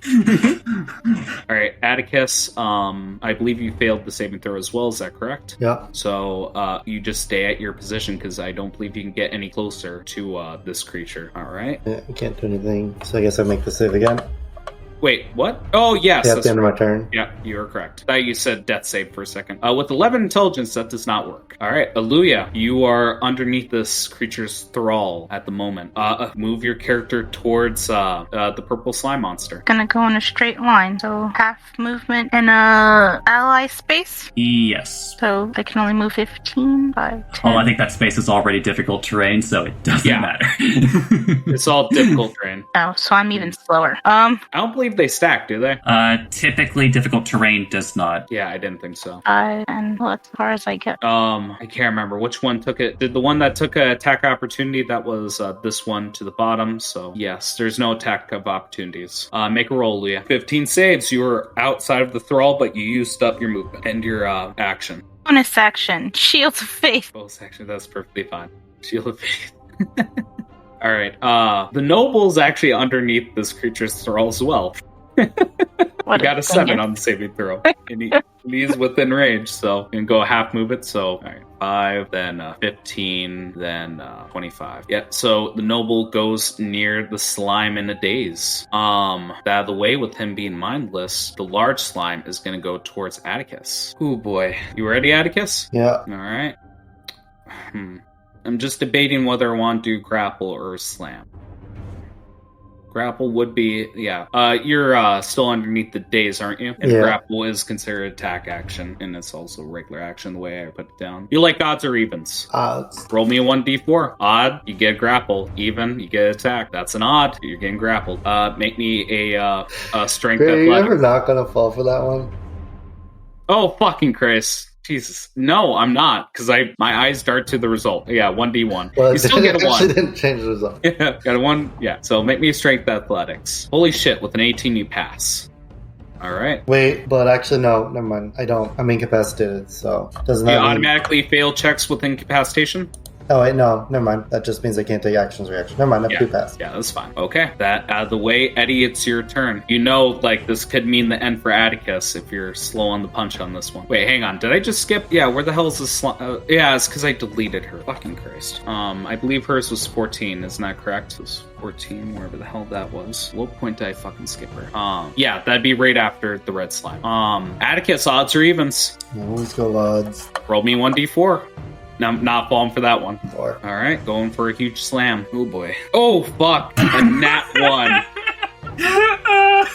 We see, like, the hand go up again, and it just slaps the ceiling. And I feel like you missed it by being in between, like, like just out of the reach of the web of the hand. In between the fingers as it just slams and cracks the ceiling, and a wood begins to fall to the ground. All right, Eddie, it is your turn. Atticus got extremely lucky. You feel like the next round could mean the end for him. Oh, by the way, make that intelligence roll again, twice. Oh, is it a persistent effect, or is it a one-time effect? Because I saved out of it. No, not you. I'm talking Atticus. No, when damaged. Yeah, like, what? Yeah, I apologize. No, I thought attack rolls. That's my bad. Yeah, so you've taken no damage. Sorry, go on, Eddie. And no, it's not a persistent effect. There's no aurora around it. It was a one-turn action. So a trail of smoke once again, like exudes from Eddie, and it floats over to Atticus's body and creates a protective veil around him as he has been given the benefit of sanctuary. And then for Eddie's action, we are actually going to blast the big guy. This one over here, the one that's grappling Atticus. Or no, sorry, that one's not grappling Atticus. Yeah. He succeeded on it, right? Yeah, he succeeded. Nothing's grappling him at the moment. Okay, then, you know what? Let's just go ahead and get rid of the last of these small slimes, and they are the ones, like, currently threatening Eddie's immediate exterior. So we're going to go for, we'll go for the one to the southwest with an Eddie blast. Tell me the attack roll and damage while I switch it. 20 to hit. 20 to hit. Or 9 force. Kills it. Describe how you kill it. Yeah, I'd imagine it's just like, there's just like a lot of smoke at this point, just like billowing all around Eddie. It's just like one was killed, another was killed, and then just does a volley around and burns that one as well. Just like becoming like a domino effect. Of, I guess, basically Smoky Eddie cleaning house. And then the second blast at the remaining small slime for a 25 to hit. Yep, and it's not small, it's medium. Oh, no, never mind, you're right, it's small, sorry. That one will hit for 5 force and 3 magical bludgeoning. Okay, 5 force, 3 bludgeoning, alright. Then hilariously smacking it into the wall. And I think... I think Eddie will then move about to, I want to say here, just trudging through this slime. It's it's kind of getting all over the place. Where's my beach towel? Does that end your turn? Yeah, that's bonus action. Okay, then the green slime comes up and tries to attack Luya. A critical hit. Damn it. Shield. Critical hits break on through a no matter critical hit? what. Yeah, I was gonna say. Poopy doopy. Poopy doopy. Not that much. It's a 7. Okay. 7 bludgeoning. Reroll intelligence. Again? Oh, I can't remember. Are you still under She the... broke out at the end of her turn. Okay, she succeeded at the end of her turn. Yeah, okay. but she does need to make a concentration save or a shield of faith. Yes. Yeah, I have advanced thing. Give me that con save. 18. You make it. All right. Going on to Atticus. Did you fail all those checks? Yeah, you failed the last check, didn't you? Yeah, I only got 1 check from the end of my turn. Yes. So this would be your second check to get out of it. Yeah. At the end of your turn. 14. 14? You beat it. So next time it comes to your turn, you'll be able to act. And I get reactions again. Yes. Aluya. Yeah. What do you do? I'm gonna do Shatter again at 4th level. Okay. Where at? At the big and hit as many as I can. Are you gonna get the noble as well? I don't know that's the bad guy, right? Nope. You just see a human walking up to a slime monster. Yeah. So no, I'm just gonna aim for the purple thing. Okay. Make the roll. I'm gonna transmute it to fire. Oh, okay. Yep. Is that max damage? No, that's I can't do She max can only damage. do that once per short rest. Once and plus a fire damage, not thunder or light. Okay, that only applies to thunder and lightning. Gotcha. 19, so half damage. Yes. Well, it would be half damage if it wasn't vulnerable to fire. So you still do 30 points of fire damage to it. And you see it begin to scream, and it sounds like a person like drowning underneath water. As the purple gelatin begins to ripple like a lake over these bones. All right. Do you do anything else? Yeah, I'm gonna back up. I'll take my hit. Okay. 9 does not hit. Do you do anything else? No. Okay. Atticus. Yeah, Make me a roll. Odds or evens? I believe that is an odd. Grapple it is. Make me a save, please. Strength athletics. You get grappled. All right. Gonna make a save for the noble. He still fails. Purple slime. Odds or evens? Keep in mind, if it tries to attack you, it will be at advantage. Why? Because the one thing I forgot to mention again was teamwork. Since you're within 5 feet and It's a 1. A grapple on a grapple? I didn't even think about that. That's a dumb me. It just means you can be grappled by multiple creatures. It just means you have multiple checks to break out of. Huh. That actually sounds pretty cool. I actually It's like fighting that. over me. I'm so popular. Yeah, I'll make that grapple. Make me one more strength athletics check. Fuck it. 19. You avoid the second grapple. Yeah, she tries, so like one's my one arm and the other one tries to grapple the other one, but I just flex and it just bursts through. Mm-hmm. Eddie, is your turn. As I said, like I'm making an Eddy Blast at the small fry just to get them off the turn order. Okay. Even though they're not Very good. really doing much damage, it's just more about keeping things clean. Mm-hmm. Roll damage. 13 force. That kills it. And once again, like the smoke volley from one creature to the next, and then finally consumed the last small one. Just and cleaned up house here. Holy shit. And then it just kind of like gathers a bunch of smoke from Eddie himself and like starts firing at, we'll say that one. Gonna make that another blast for 18 to hit. 18 to hit. That hits. And who are you hitting again? The giant purple lady? Not the purple lady. The one right behind. Yeah, the one right behind. So that one will take 5 force, 3 magical bludgeoning. Just out of curiosity, how exactly are you hitting it? Because again, this thing is a huge creature at this point that's going like from floor to ceiling. Oh, okay. Then I have no choice but to hit the lady. Yeah. In which case, she takes 5 force, 3 bludgeoning, and I will go ahead and move her 10 feet, because why the fuck not? There's Grapple no rule. size restriction. Yeah, I was going to say grapple rules on being forcibly moved. Unfortunately, she is still in range, so the grapple doesn't change. The grapple is with the creature to the left of it, and it would go right here if you were to push it. Like, push her, sorry. Oh, okay. Yeah, in which case, if their grapple is out of range, then their grapple is broken. Yeah, it would go right here, so yeah, it's not going anywhere. Yeah, so the grapple is broken. Yes. And Atticus, you already saved on your throw, correct? Correct. Yeah. All right. And then as bonus action, we're going to see Smokey Eddie again. Everybody loves Smokey Eddie. And then Smokey Eddie is going to... actually, yeah, that's his...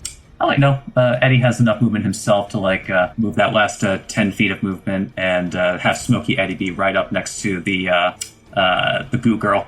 All right. And that's his turn. Atticus, what are you doing? You just got out of that. Things are looking bad. You can guarantee that the DM will not let you roll anymore for grapple and attacks, and that shit's about to get tough. Yeah. I'm sorry, after about what? I think that's 5 failed grapple attacks, we're going for straight attacks now. Some of those were failed straight attacks too, though. Yes. Those have failed too. I'll disengage. Am I still in the ceiling? Yes, you are. Just to clarify. Next to Eddie. Yeah, just to clarify through a lot of this, did you ever get up from the prone position? Technically, I would have if I were moving towards the slime, wouldn't I have? I don't believe you ever... you weren't... Oh, yeah, I guess you were. You would have stood up with your movement. I'll give you that, yes. I'll move over here. Okay. Aluya, is now your turn. Because I was here last time. That's how I got hit worse. So if she hit me, I can hit her, right, essentially? I'm going to chromatic orb. Okay. And do fire damage. All right. Let's see it. Whew. Okay. So 18 hit. 18 hits. How much damage? Tell me if you get 35. No. All right. Anything else you'd like to do? No. Yeah, so you shoot off that chromatic orb, and it sounds like oil on a frying pan as it just sizzles inside of her. It's like you gave her a heart in the middle of her chest that burns like a motherfucker. Okay, it is down the slime's turn. All right, it dashes at 20 movement.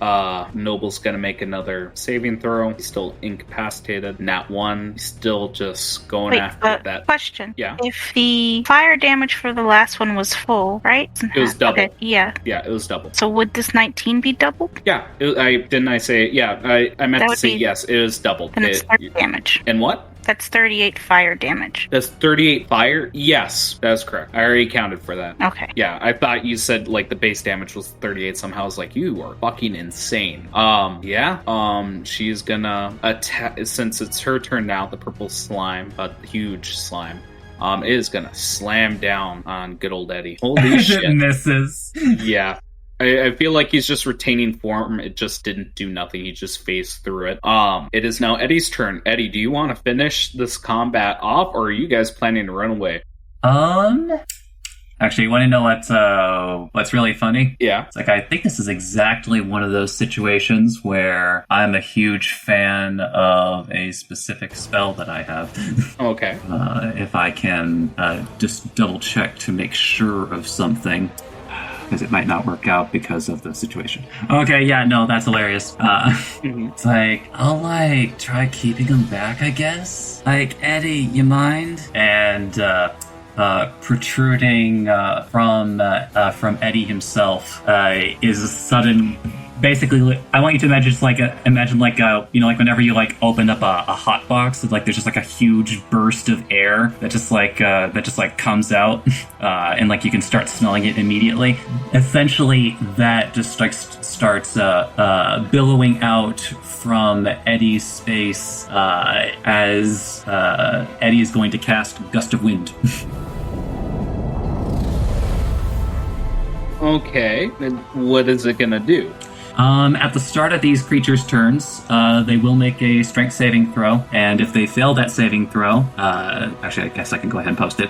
If they fail that saving throw, they'll be pushed back 15 feet, and additionally, if they are traveling, in the opposite direction of the gust, they use up 2 feet of movement for every movement of every foot of movement. Okay, double movement. Essentially, the equivalent of difficult terrain. Yeah. All right. And what was it? Strength and saving. It is blasting to the it just happens. But at the beginning of their turns, they'll make the saving throw. Okay, beginning of their turns, they make it. So essentially, I guess for simplicity, Eddie will be here, and can just consider the area, we'll say like this square and this square, and then out 60 feet to the west. Yeah, so it gets both creatures?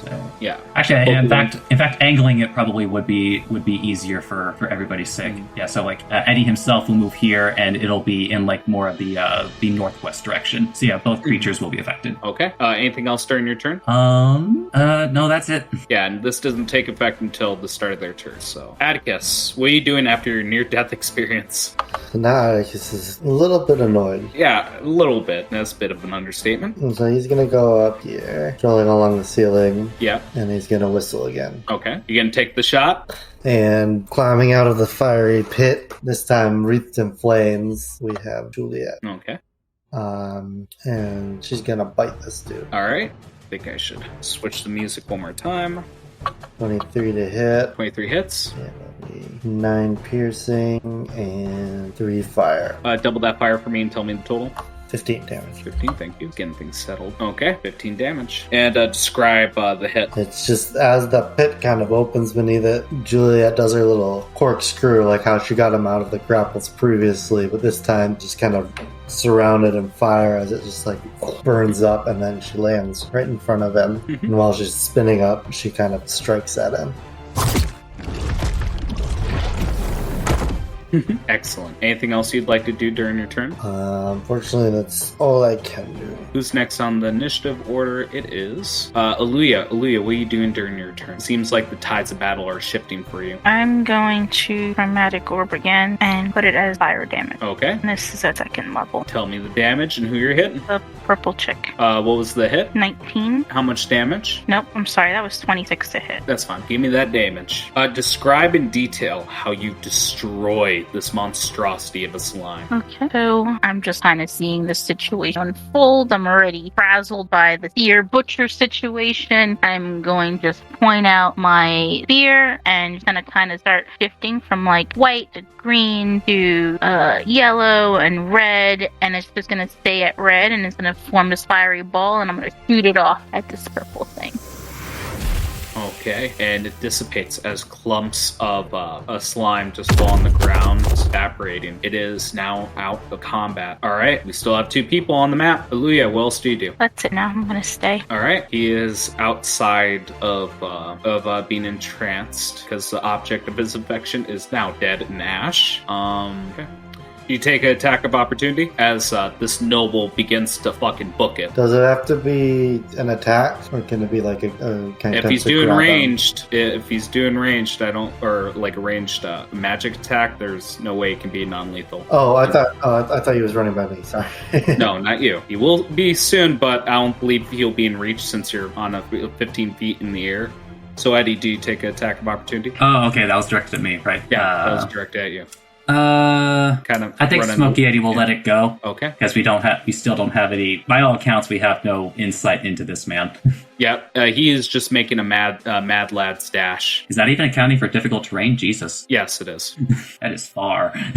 All right, double check one more time. Yeah. 40, 50, 60. Yeah. All right. Now that turn is over, the slime monster is going to attack Juliet. 9 does not hit. Eddie, what are you doing? Yeah, in which case, it's like, the smoke around Eddie is going to direct itself toward... Alright, did that slime even, make a save to begin with? Yeah, it just skipped his turn, so we can do the save really quick. Hang on. The strength save, what was DC? My save is a 14. 19. Alright, just a good, make sure just in case. Yeah. We'll just make, two Eddie blasts at the big slime. Do it. 15? 15 hits. For 11 force and 3 bludgeoning. 11 force, 3 bludgeoning, alright. And another 15. So it'll be 12 force, and go ahead and push him back the full 20. You have him pinned up against a corner of a wall. It feels like one more good hit, perhaps by Atticus, and this creature's finished off. Atticus, what do you do? Seeing as how that thing is getting its comeuppance, Atticus is going to look at the guy fleeing and be like, no.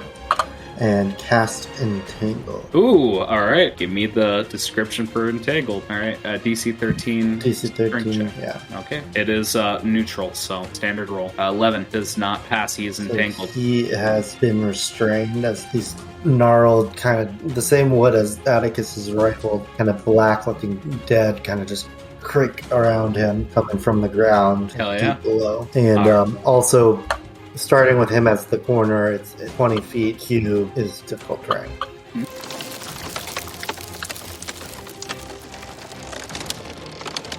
Alright. Anything else? Atticus will drop down and put his gun against the guy's head and then tell Juliet to attack the slime. Let me go! Let me go! And we see Juliet flying towards the slime. Let me see that attack. 18 hits. 9 piercing. And 1 fire. Oh, you could have finished. You almost had a chance to finish it. 2 fire damage. It is on death's door. Does that end your turn? And then my turn, I will cock the gun. Okay, we hear the click. Aluya, you want to finish this creature off? Please waste a spell slot for me. I'd appreciate it. Do it. Well, joke's on you. I have cantrip, so. Oh, fuck. You have Firebolt? I can transmute to fire with a Ray of Frost. Okay, I like that. Yeah, but I gotta move up first, so let's move up. Not there. Move, and okay, here we go. Try this. He'd be right here. No, guess not.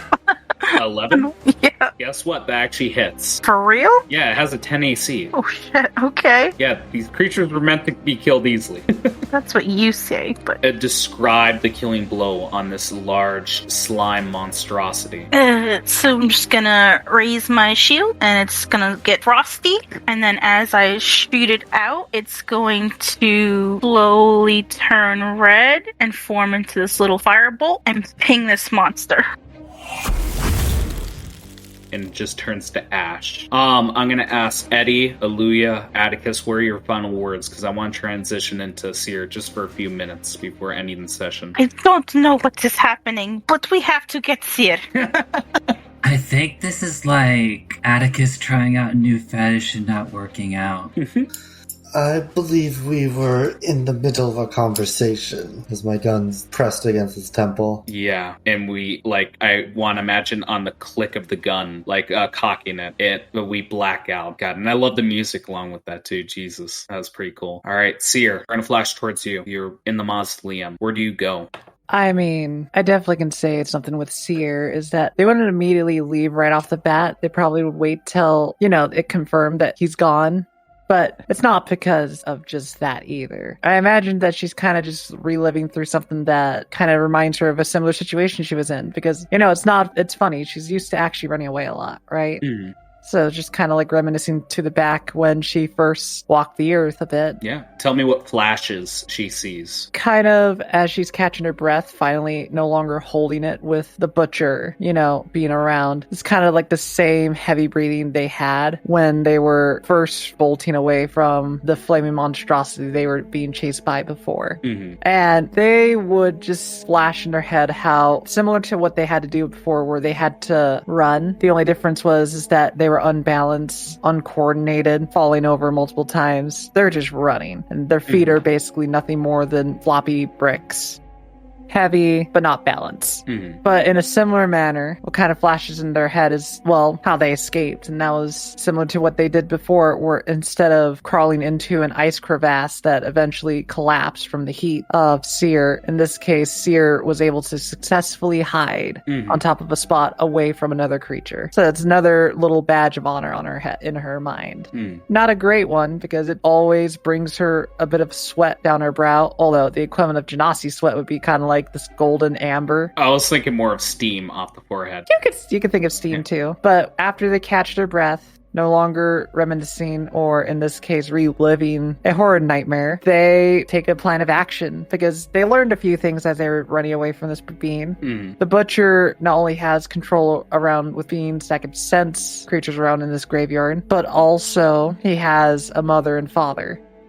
Which can help indicate the party where to search next, because honestly, if he has a mother and father that lets him get away with this kind of stuff, it's surprising that he hasn't done it already, because he threatened to burn and destroy everything, but if he had that power, he would have done it. Yeah, that being said, you running up, looking towards the green district, there is a house on fire. And Seer, seeing this horrible event above, will just simply whisper to herself, I will not let this go unnoticed. I will find you, and I will free you from your pain that you bring upon others. Awesome. And I think we cut to black on that. Good job, everybody.